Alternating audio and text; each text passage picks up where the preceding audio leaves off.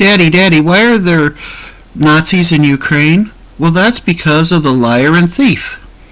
You know, the one we call the President of the United States that stole the election in 2016? Yeah.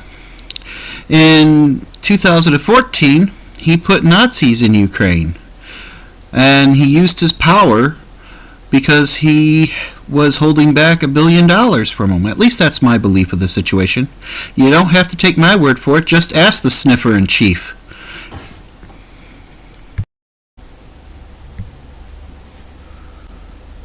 And I went over, I guess, the 12th, 13th time to Kyiv, and I was supposed to announce that there was another $1 billion loan guarantee. And I had gotten a commitment from Poroshenko and from Yatsenyuk that they would take action against the state prosecutor, and they didn't. So they said they were walking out to the press conference. I said, no, I'm not going to, or we're not going to give you the $1 billion. They said, you have no authority. You're not the president. The president said. I said, call him. I said, I'm telling you, you're not getting the $1 billion. I said, you're not getting the $1 billion. I'm going to be leaving here. I think it was, 6 hours? I looked at it, I said, I'm leaving in 6 hours. If the prosecutor's not fired, you're not getting the money. Oh, son of a bitch.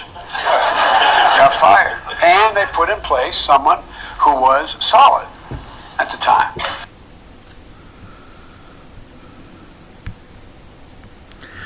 Okay, folks. So, I'm going to add this to this. So this guy gets a prosecutor fired, holds off $1 billion to Ukraine. He's obviously got a lot of power there. Matter of fact, he did that throughout the entire European Union. This was 2014. Okay?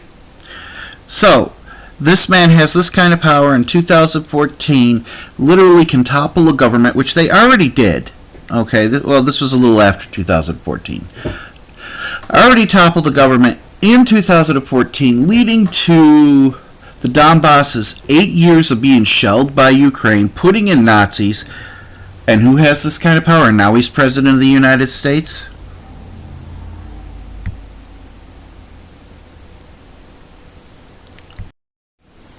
Yeah, on December 17th, the United Nations voted against Nazis. The Ukraine and the United States voted against this bill. And this is who Joe Biden in 2014 put in charge of Ukraine. Yep. Nazis. And the U.S. and the United Nations are working with them to attack Russia. Who's the real bad guys here, I wonder? By the way, that's a clip showing that Joe Biden has put more people in prison than anywhere else.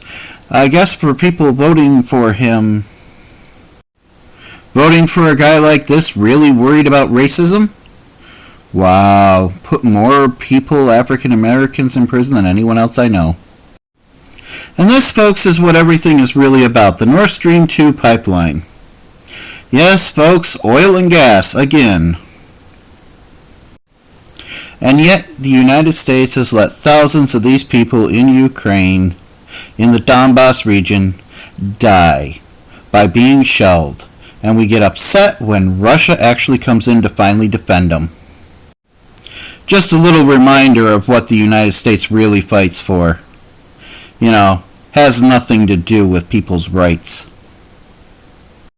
So let's say World War III really does reach us. How's that going to affect us? Let's talk about that, because that's what this is supposed to be about, folks.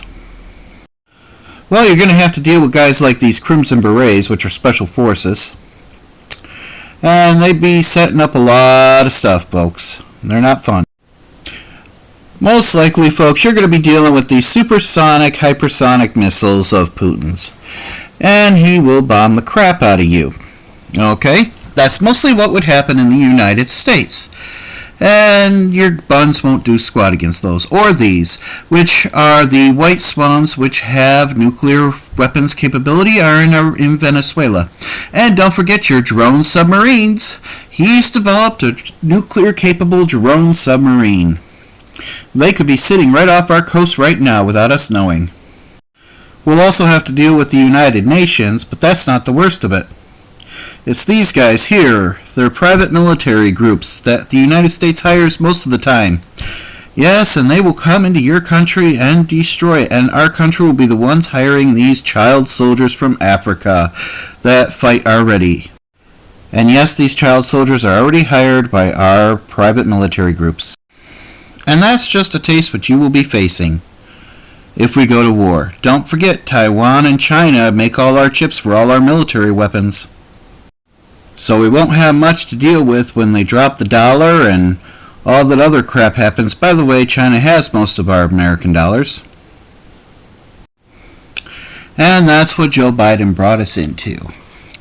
Yep, we have China who has us by the balls because they make most of our military chips and stuff. We have Russia who supplies us with a lot of fuel along with the rest of Europe and bringing up prices so that everybody can lose, so the sniffer-in-chief can possibly get reelected or steal another election. You folks have a good day.